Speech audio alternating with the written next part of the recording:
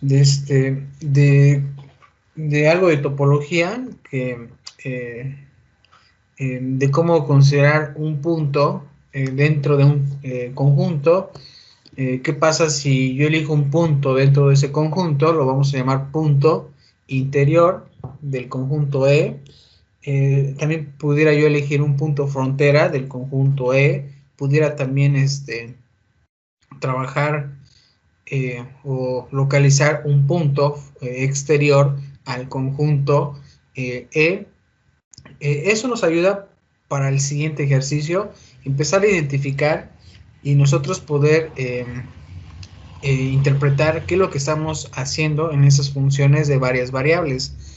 Si nosotros suponemos, vean aquí ya vamos a definir un conjunto. Nuestro conjunto E que tenemos aquí es un conjunto en donde nosotros tenemos una función de dos variables. ¿Cómo sé yo que tengo una función de dos variables? Bueno, porque tengo aquí dos letras, obviamente dentro de un paréntesis que involucra x, y.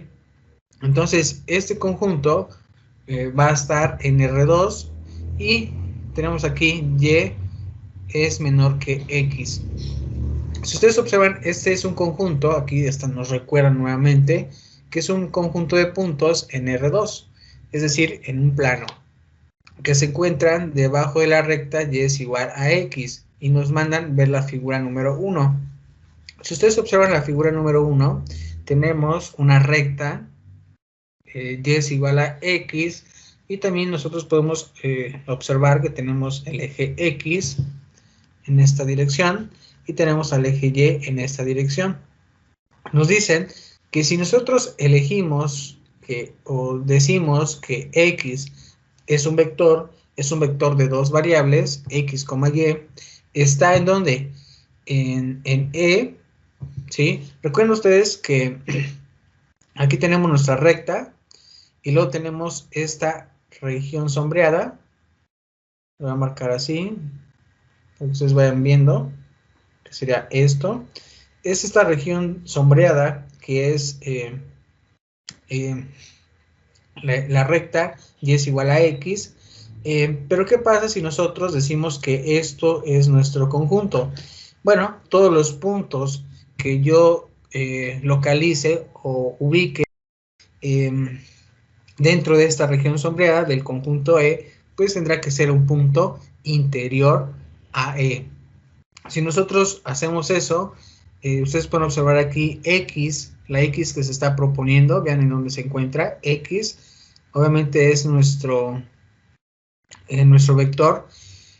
Obviamente este punto debe de estar por esta función, que sería x menos y mayor que 0. Entonces, x menos y si es mayor que 0, y vemos que existe una vecindad, vean ustedes aquí nuestra vecindad, con centro en x y radio r. Otra vez un poquito más grande la figura para que vean esa vecindad. De hecho, aquí la vecindad es un círculo.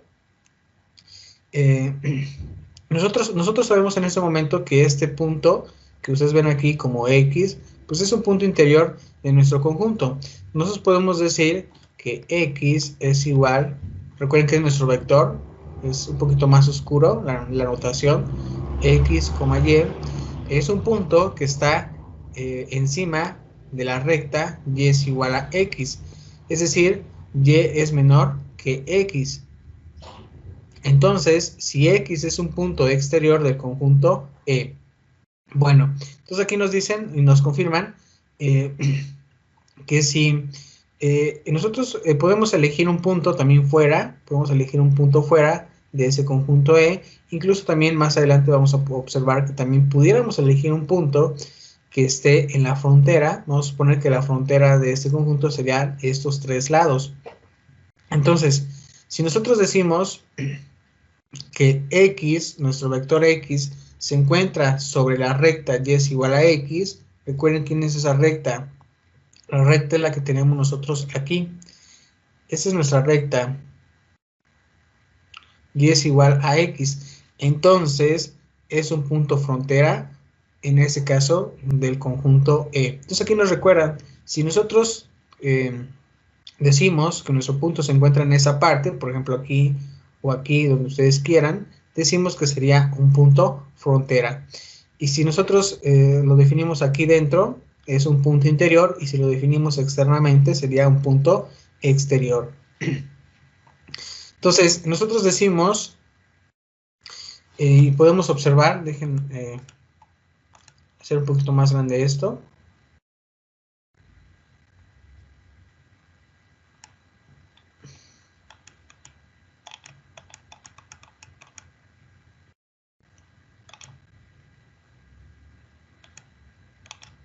Creo que ahí está bien. Aquí. Entonces nosotros tenemos este conjunto E.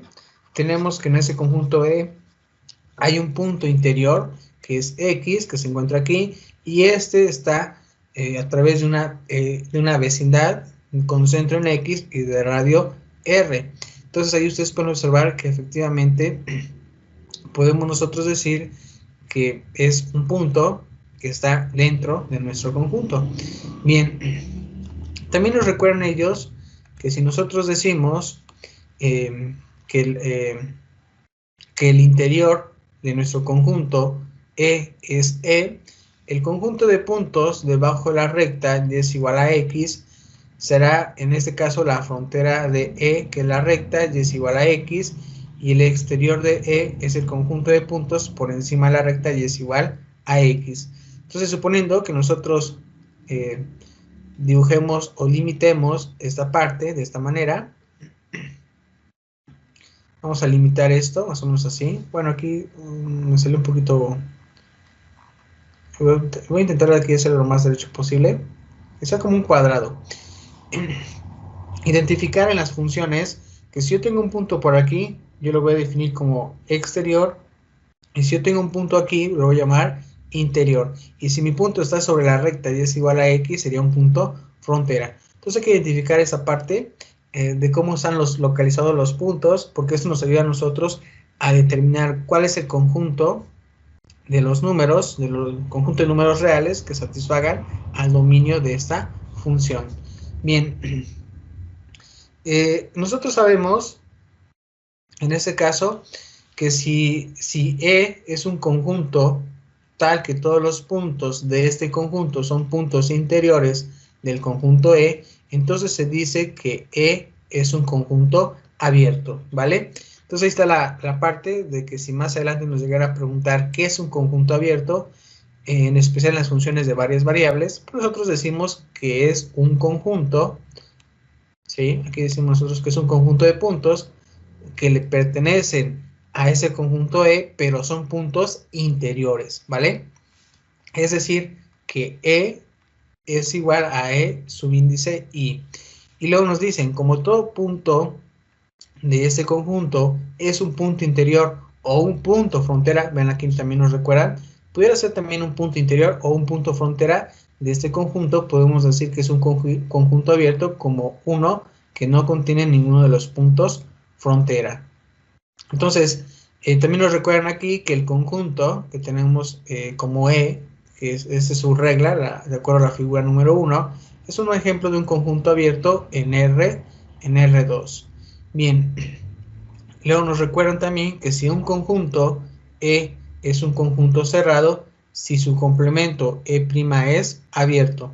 Es decir, que el conjunto E es cerrado si su complemento es igual a los puntos exteriores o el conjunto E es una intersección, perdón, sería unión del conjunto de conjuntos interiores con puntos, aquí sería en B, B significa en este caso que son puntos frontera. Tenemos ahí puntos frontera en este caso. Nosotros podemos definirlo de esa manera, que si nosotros se nos mencionan o se nos platican de un conjunto cerrado, nosotros podemos decir que ese conjunto estará cerrado. Hay dos opciones. La primera es que el complemento pues pertenezca a los puntos exteriores y que el conjunto pues tenga una unión de los puntos interiores del conjunto, unión con los puntos frontera. Así un conjunto es cerrado si, solo si, contiene todos los puntos frontera. Si un conjunto contiene alguno o alguno de sus puntos frontera, pero no todos, entonces no es cerrado ni abierto. Bien, entonces aquí a nosotros se nos comenta cómo pueden ser esos conjuntos. Pudieran ser abiertos, pudieran ser también cerrados, e incluso ni pudiera ser cerrado ni abierto. ¿Vale? Bien, entonces llegamos con el siguiente ejemplo y se nos pide demostrar que una vecindad, en este caso sería con centro en A y de radio R, es un conjunto abierto. Entonces podemos nosotros imaginarnos algo como esto. Podemos también tener el centro en A y de radio R, así como esto.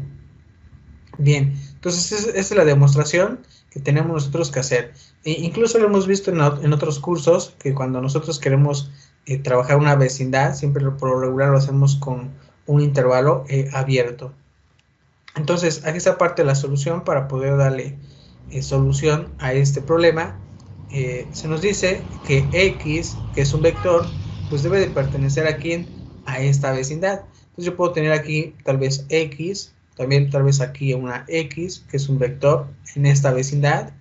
Entonces nosotros debemos de verificar que la función, en este caso nuestro vector X, deberá de ser menor que A, ¿vale? ¿Por qué? Porque se supone que nosotros tenemos aquí la distancia de X menos A, que sería menor al radio. Y recuerden que lo más grande pues es la vecindad. Y la vecindad tiene un radio, es un radio R. Por eso la distancia entre el punto, por ejemplo, nosotros podemos decir que este vector X, su distancia que tiene con respecto a A, que es el centro, pues efectivamente deberá de ser menor a ¿quién? Al radio de esa vecindad. Y nosotros podemos decir que si nosotros llamamos a esta distancia una variable, por ejemplo S, podemos ver que la vecindad en este caso sería de esta manera. Decimos que la vecindad sería con centro en X y de radio R menos S.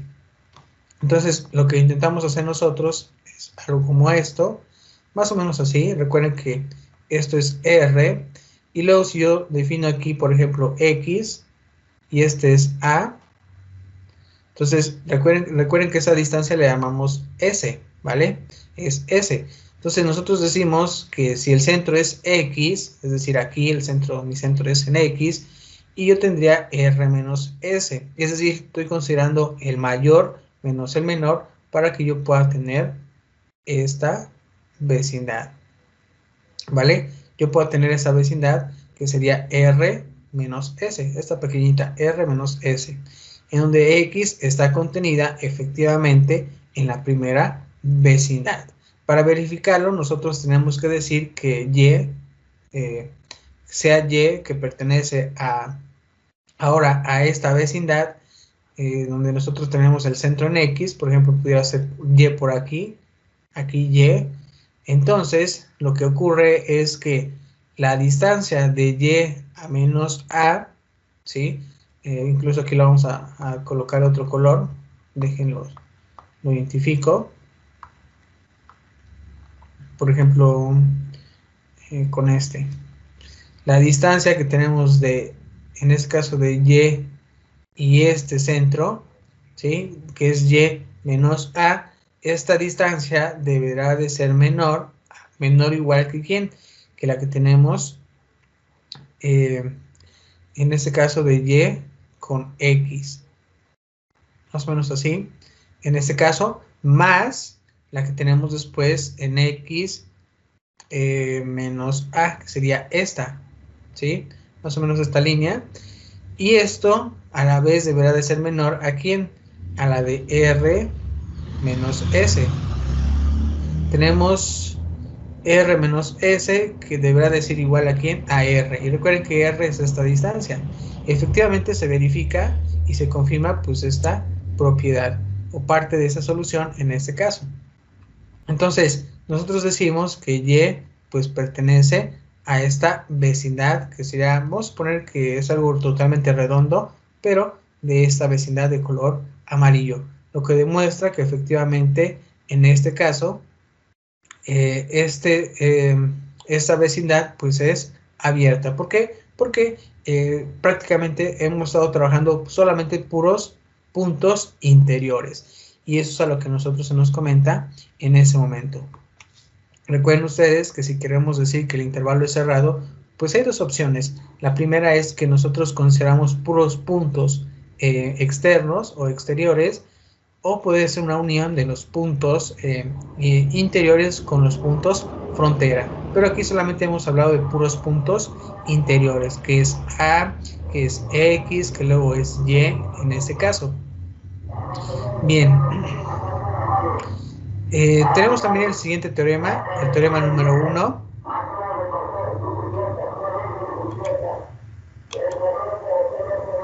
En el teorema número 1, pues se nos comenta que si nosotros tenemos un conjunto E y luego otro llamado F, sabemos que son dos conjuntos abiertos en Rn, entonces su intersección también deberá de ser abierto. ¿Vale? Bien. Bien, y aquí nos dicen en la parte de la demostración cómo podemos nosotros analizar ese teorema. Nos recuerdan en este caso que si nosotros queremos hacer una intersección entre esos dos conjuntos que sabemos que son abiertos, pues la intersección es vacío. Entonces, si el conjunto E tiene una intersección con el conjunto F, es vacío, entonces es abierto. Entonces nosotros supongamos que el conjunto E, al querer calcular su intersección con F, no es vacío. Tenemos nosotros que considerar lo siguiente, que X, este vector X, debe pertenecer pues a este conjunto tanto E, intersección con el conjunto F. Nosotros sabemos que el conjunto E y tanto el conjunto F son abiertos, pues deben de existir vecindades. Una vecindad, vean ustedes, con centro en X y de radio R. También una vecindad con centro en X y otra con radio S. Tal es que nosotros observemos que dentro de esta vecindad sea un subconjunto del conjunto E. Y en este caso también la siguiente vecindad, que sería con centro en X y de radio S, tendría que ser un subconjunto, en este caso, de la función, bueno, del conjunto F. Luego nosotros elegimos el T que sea igual al mínimo entre R y S, y de esa manera nosotros podemos verificar que efectivamente esta vecindad sea un subconjunto de esta intersección, que nos referimos del conjunto E, intersección con el conjunto F, lo que demuestra en este caso que este conjunto deberá de ser, bueno, esta intersección deberá de ser abierta. Entonces aquí nos recuerdan esa parte, que debemos de comparar en este caso estos dos conjuntos abiertos. Obviamente nosotros debemos de saber que para un vector X que escojamos, ya sea del conjunto E y del conjunto F, nosotros debemos de encontrar una vecindad para cada uno de esos conjuntos. Entonces nosotros al querer calcular su intersección, pues lo que ocurre es que estas vecindades deberán de ser un subconjunto de esos conjuntos que son abiertos. Tenemos también el teorema número 2, en donde se nos comenta que el conjunto E en Rn, E subíndice I es abierto. Eso significa que si mi conjunto E pertenece a esa parte de Rn, es que aquí nosotros estamos considerando solamente los puntos interiores. Si yo considero en este conjunto los puntos interiores, pues decimos que es abierto. ¿Vale? Bien, pues aquí está parte de esta demostración que tenemos por parte también del teorema número 2. Bueno, sería nada más hasta acá.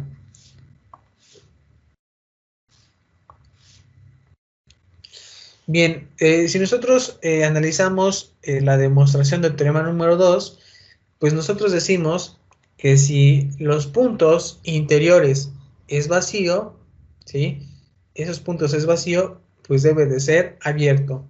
Nosotros podemos también imaginar que si los puntos interiores no es vacío, pero en este caso, si elegimos un vector, este vector X que pertenece a esos puntos interiores de nuestro conjunto, pues deberá de existir también una vecindad cercana, de ahí recuerden ustedes que sería cercana, pues a nuestro vector X. Un conjunto de puntos se pudiera decir en esa vecindad, de tal manera que X, que está contenida, ya sabemos nosotros en dónde, que sería el conjunto E, su radio, ven aquí el radio se expresa como R, vamos a abrir una pequeña vecindad de radio R, con centro en nuestro vector X, pues en este caso será abierto.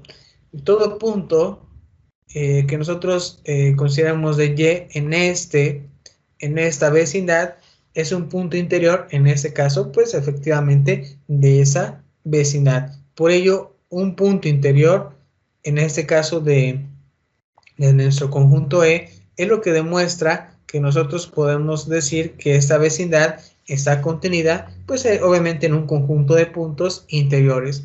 Por lo tanto, recuerden ustedes que hace un momento decíamos, analizábamos que un conjunto de puntos interiores a nosotros nos da la seguridad de que es un conjunto abierto, si solamente se considera en ese caso. Bien, entonces, podemos nosotros recordar nuevamente que E subíndice E, que se refiere a un conjunto de puntos exteriores, es el interior, por ejemplo, del complemento. Se dice entonces que este conjunto de puntos es abierto. Nosotros también podemos trabajar el complemento con el conjunto de puntos exteriores como un conjunto cerrado. El complemento que nosotros ya conocemos, e incluso ayer lo dibujábamos, ese complemento que considera solamente puntos exteriores, que es igual, obviamente en este caso sería la unión de los puntos interiores con los puntos frontera. A esta propiedad se le llama como la cerradura, en ese caso, del conjunto E, que representa obviamente por E, vamos a llamarla como E testada. Entonces, recordamos nosotros que el conjunto E, aquí, el conjunto E deberá de ser igual a la unión tanto de los puntos interiores con el punto frontera, y esto nos da a nosotros la cerradura de ¿quién? En este caso de E testada, como lo hemos visto en esta parte, ¿vale? Se llamaría entonces la cerradura. Después de todo este análisis, nosotros ya podemos empezar a trabajar con las funciones, en este caso, de varias variables. Por ejemplo, tenemos aquí la función, vamos a trabajar de inicio con la función valor absoluto. Ustedes ya están familiarizados con esta función, la estudiamos desde nuestro curso número 1. Obviamente en el plano, aquí vamos a estudiarla ya en la tercera dimensión. F de X es igual al valor absoluto de X, en donde X en este caso pertenece a R2. Transforma un espacio de R2 en el intervalo cerrado de 0 hasta infinito. Cada punto que nosotros escojamos o se considere de R2 se transforma en un número real que representa la distancia al punto de origen. También se nos comenta que si nosotros queremos, en ese caso, determinar cuál es el conjunto de puntos que transforman en el número C, en donde C es mayor o igual que 0, este es el conjunto siguiente. X tal que el valor absoluto de la función X, o este vector X, sea igual a ¿quién? A C. Si nosotros definimos que la constante C sea igual a 0, eso nos da a entender a nosotros que estamos eligiendo solamente un conjunto de puntos que componen pues un único punto, que sería 0. Solamente existe en ese caso un único punto y es 0. Si nosotros definimos elegir aquel conjunto de puntos que sean mayor a 0, pues si es C mayor que 0, el conjunto es una circunferencia de centro en 0, obviamente, y de radio en S, marcado con C al conjunto en este caso de esta función. Y si ustedes observan la figura número 2, tenemos esta figura. Bien, si nosotros recordamos nuestro curso de cálculo diferencial, tendremos nosotros X y Y. Y luego nos decían a veces que vamos a trabajar con la función f de X es igual al valor absoluto de X. Su gráfica era algo como esto. Ahora, nosotros al trabajar aquí ya como una función de dos variables, su gráfica es en la vista superior. Se puede observar que son circunferencias y un conjunto nosotros de punto que identifiquemos en 0, solamente hay uno y es único, que será el 0. También nosotros podemos identificar un conjunto de puntos que sean C igual a un medio. Y vean ustedes, si nosotros empezamos a identificar ese conjunto de puntos, nos empieza a dar una circunferencia. Lo mismo ocurre si elegimos un conjunto de puntos cuando C es igual a 1. Ustedes pueden observar esta siguiente circunferencia. Lo hacemos también para 3 medios e incluso para 2. Entonces tendríamos circunferencias vista superior. Bien. Ahora, en este caso, a estas funciones de R2, ven ustedes aquí, es una función de dos variables en R, en un vector con una componente, se puede representar geométricamente localizando puntos en donde la función tiene el mismo valor y marcándolos con tal valor. Y es lo que hemos hecho desde la figura número 2. Estas circunferencias son, repito nuevamente, son conjunto de puntos que están al mismo número que se nos está proporcionando. Es decir, a 2, a 3 medios, a 1 y a 1 medio. ¿Vale? Entonces, es el conjunto de puntos que están expresados en estos números. Si nosotros observamos estos números, estos conjuntos, recuerden que tenemos varios conjuntos, tenemos el conjunto 1 medio, tenemos 1, 3 medios e incluso 2, podemos decir que en este caso a estas curvas, o bueno, a estas circunferencias, son curvas de nivel de la función, la cual una curva de nivel corresponde a un número C, que es el conjunto de esta manera. Que nosotros tenemos la función de dos variables, aquí tenemos la función f de x, y, que es igual a un número, a un conjunto de números C. Nosotros podemos observar ese tipo de curvas de nivel de una función, a veces en otras áreas. Por ejemplo, en el caso de la topografía, nosotros podemos ahí observar algunos mapas que también tienen el nombre de contornos o topográficos. Estos son ejemplos en la que nosotros podemos observar o representar geométricamente una función de R2 en R. Ustedes podrán notar que la topografía pues, se refiere más a identificar el suelo, el terreno que nosotros, en el cual queremos realizar algún trabajo o queremos en especial conocer dónde están los puntos más altos de ese terreno, los puntos más bajos, es decir, trabajar las desigualdades del terreno se muestran a través de un mapa trazando las curvas de nivel.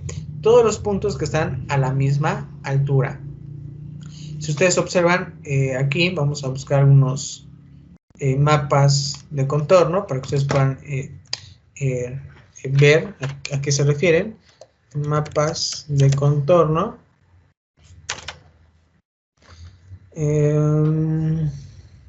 Aquí. Bien, pues aquí tenemos algunos mapas de contornos. Esa parte. ¿Sí? Esos son algunos ejemplos. Pero también tenemos nosotros mapas topográficos. Así, vean, estos son los topográficos, ¿vale? En los topográficos a nosotros nos muestran información de cómo están esas superficies. En este caso las superficies son terrenos, así lo podemos mencionar, el cual pues nos dicen las curvas de nivel, cuáles son los puntos más altos, los puntos más bajos. Déjenme ver un plano topográfico que tenga curvas. En sus curvas de nivel tengan numeritos. Creo que la más cercana es pues esta de aquí. Mejor lo busco como plano.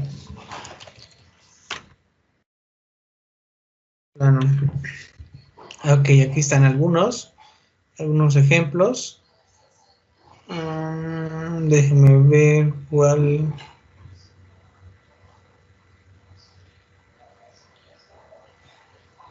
Creo que este se ve mejor. Este, exactamente. Bien, aquí ustedes pueden observar un mapa topográfico en donde, vean aquí las curvas de nivel. Si ustedes observan, aquí creo que se ve mi cursor. Creo que es como una lupita. Cambié mi cursor.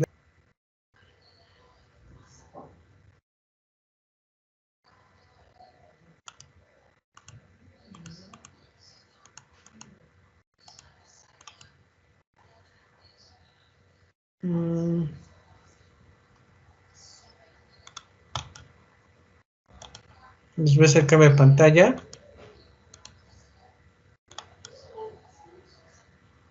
Déjenme revisar.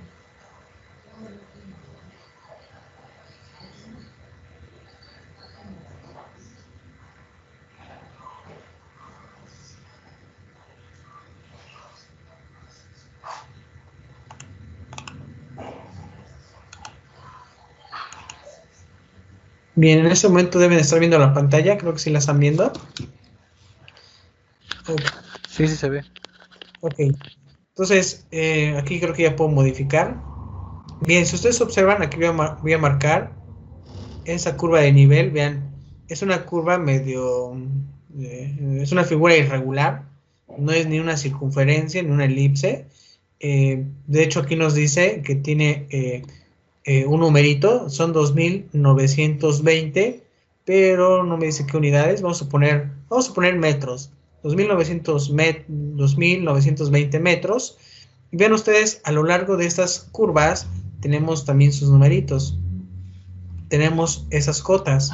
Entonces esos numeritos nos dan a nosotros a entender cómo está este terreno. En ese caso nos referimos a las curvas de nivel. Vean ustedes cuál es la curva más alta de nivel. Yo he visto la más alta de 2940, la más alta, 2940, creo que ya no hay más. Ok, entonces ustedes se pueden imaginar esa parte como la parte más alta. Hagan de cuenta que esto es como un cerrito. Imagínense un cerrito, pero esta parte, la más alta, tiene 2940 metros. Tiene esa altura. Vean ustedes, la siguiente curva nos dice que es de 2920. Vean ustedes, vamos bajando. Vean esta altura, con esa altura de aquí, nos dice que son prácticamente las mismas. Entonces aquí podemos decir que este es como una lomita. Aquí es una lomita. Aquí también es una lomita. Aquí todo esto es una lomita. ¿Vale? Y después, vean ustedes las curvas de nivel. Aquí tenemos 2820, 2760, 2660. Aquí 2620, quiere decir que vamos bajando. Eso es lo que a nosotros nos da a entender las curvas de nivel, que la parte más alta es esta de aquí, y de acuerdo a las cotas vamos bajando, ¿vale? Lo mismo ocurre en esa parte. Vean ustedes, aquí tenemos 2800, tenemos aquí 2760. Si la comparamos con esta de 2940, también podemos decir que van bajando. Vamos bajando en este caso. Entonces, esto de esa manera nosotros podemos ir entendiendo también nuestras funciones de varias variables, en especial de esas que son de R2, en donde en R. Entonces tiene una representación de esta manera. Entonces, para eso nos ayuda a identificar las curvas de nivel, ver cuáles son los puntos más altos y los puntos más bajos, los puntos medios, y de esa manera pues dar una opinión de cómo se va comportando en este caso nuestra curva. Nuevamente aquí ustedes pueden observar, tenemos 2880. Vamos a poner metros. Vean ustedes, aquí tenemos también, me parece, 2880. Aquí bajamos a 2640. Aquí bajamos a 2700. Entonces vean, aquí voy a bajarle un poquito el grosor. Ahí está. Entonces aquí ustedes pueden observar que vamos bajando, ¿sí? Vamos bajando de este punto, vamos para abajo, ¿vale? Bien, entonces, pues aquí son algunas curvas. Vean ustedes, las curvas no están definidas como en matemáticas, que algunas pudieran ser elipses, algunas pudieran ser circunferencias, pero bueno, más o menos nos ayuda estas curvas de nivel de ese proyecto para entender las curvas de nivel de las funciones. Entonces, es lo que se nos indica, qué curva es más baja, qué curva es más alta, y nos da en este caso la idea de cómo es nuestra superficie. Bien, entonces, continuando, en este caso, con nuestros apuntes, tenemos Bien, entonces es un ejemplo de lo que hemos visto. Los planos topográficos obviamente nos representan curvas en donde todos los puntos están a la misma altura. Si ustedes aquí observan, de 2000, creo que es 2940, vean ustedes aquí es un conjunto de puntos que tiene esa misma altura. Incluso, si ustedes ven aquí la de 2940, vean la curva de 2940, viene de aquí, viene aquí, da una vuelta, por eso aquí da la vuelta, luego continúa aquí y se va hasta por acá, ¿no? Se va y continúa. Entonces son superficies, son como superficies, en este caso, de que tienen la misma altura. Déjenme ver si también hay más información de esas curvas. Déjenme ver si hay algunos cortes, planos topográficos, cortes, para que ustedes vayan viendo también la geometría. Ok, creo que la más cercana sería esta. Aquí también nos dicen a nosotros cómo estudiar esas curvas y lo que vamos a hacer también en matemáticas. Vean ustedes aquí las cotas, vean ustedes la curva de nivel, ¿sí? Tenemos varias. Tenemos una de 10, que es la exterior. Tenemos una de 20, que es la que sigue. Tenemos una de 30, tenemos una de 40 y la más alta, si ustedes observan, es de 50. Vamos a suponer que son 50 metros. Entonces, nosotros podemos tirar líneas, vean ustedes cómo vamos a tirar esas líneas de manera perpendicular a las líneas horizontales que tenemos en la parte inferior. En la parte inferior tenemos líneas horizontales de 0, 10, 20, 30, 40 y 50 metros respectivamente. Recuerden que esas alturas son las que tenemos en las curvas de nivel. Y así como ustedes van observando el trazo de estas líneas, de estas rectas punteadas, pues nos van formando, nos van forjando, vean ustedes la vista, podemos decir lateral, en este caso de las curvas de nivel. Empezamos de la parte más alta, vean, si quieren, identificamos de 50, pues pertenece a esta parte, y así podemos ir identificando la siguiente que es de 40, la que es de 30, la que es de 20, incluso la que es de 10. Y nosotros podemos trazar ya con un conjunto de puntos, pues el perfil, ¿no? Nosotros en el área civil, nosotros esto lo llamamos el perfil del terreno, ¿vale? En este caso, ustedes pueden observar aquí una lomita tal vez, ¿no? O en este caso de nuestro terreno, aquí tenemos una más alta, y pues de esta manera representamos nuestras superficies. Bien, lo mismo ocurre en matemáticas cuando nosotros intentamos estudiar este tipo de curvas de nivel. Nosotros podemos calcular sus vistas o su perfil, en este caso, perfil de A hasta B. Y si ustedes observan el perfil de A hasta B, es el trazo de esta línea horizontal que tenemos en el mapa de contorno, o bueno, mapa topográfico de A hasta B. Hagan de cuenta que hicimos un corte y lo hemos representado aquí en esta parte inferior. Entonces es un ejemplo de esta sección. Me parece que hay más. Bueno, aquí hay otros programas, pero esos son del área civil. En los programas, ahí nosotros nos ayudan a calcular esas curvas de nivel y superficies. Aquí también tenemos los terrenos. Vean ustedes, esa es una superficie, tal vez que queremos identificar por topografía. Tenemos aquí algunos planos horizontales imaginarios. Aquí tenemos 3 planos imaginarios que nos dicen las alturas, que son de 820. Creo que son 4 planos. Va de 820, 840, 880 y 890. Y estos planos tienen en cada uno de ellos un conjunto de puntos a la misma elevación. Vamos a llamarlo de esa manera, de estos números que tenemos aquí, de 820 hasta 890. ¿Qué es lo que hacemos nosotros en los planos de topográficos? Pues haga de cuenta que rebanamos, vean, su relieve que tienen aquí con son rebanadas, es lo que hacemos prácticamente. Si ustedes observan, creo que aquí se ve una línea de color rojo, es la misma que la que tenemos aquí, y es la misma la que tenemos aquí, e incluso aquí, pues es el conjunto de puntos que están a la misma altura. Ahora, si ustedes observan, tenemos en la parte inferior las curvas de nivel, ¿sí? Tenemos ahí las curvas de nivel, el cual son las proyecciones de los cortes de cada plano. Y después tenemos el mapa topográfico. Como nosotros hemos visto, o se nos ha presentado en nuestros apuntes, el mapa topográfico pues ya tienen esas curvas.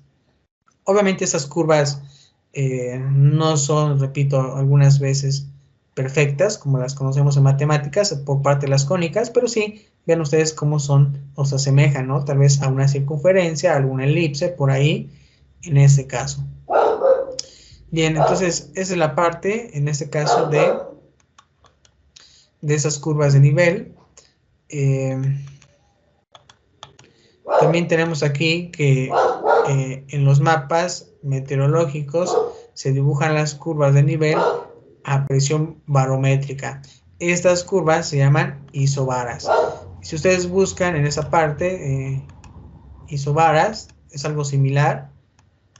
Vamos a buscar aquí, isobaras. Bien, aquí recuerden que las isobaras nos dicen la presión barométrica, o son curvas de presión barométrica. Entonces aquí tenemos algunas. Creo que no tiene numerito, creo que sí tiene numerito esta. Bien, pues aquí están esas isobaras. En este caso, igual las isobaras nos dicen algunos números que son de 30 grados, 50, 20. Creo que sí son grados. Pero son grados de las líneas que están aquí trazadas de manera vertical. Entonces tenemos aquí, me parece que son esa parte donde tengo yo el mouse con la manita, que me da ya la presión 972, creo que sí es 972, 976, 980. Tenemos aquí la 1008. Entonces va creciendo. Ustedes pueden observar esa parte que va creciendo. Mientras más nos alejamos, por ejemplo, de esta parte de Dublín o de Londres, pues vamos observando que la presión aumenta. Bien, entonces esa es la presión barométrica. Y también en física nos dicen que la relación entre la presión y el volumen de un gas ideal, identificada por T igual a PV, con la temperatura medida constante, está representada geométricamente mediante un mapa de curvas de nivel isotermas. Igual si gustan podemos buscar esa parte de isotermas aquí. Isotermas. Vamos a ver, aquí tenemos entonces esa parte.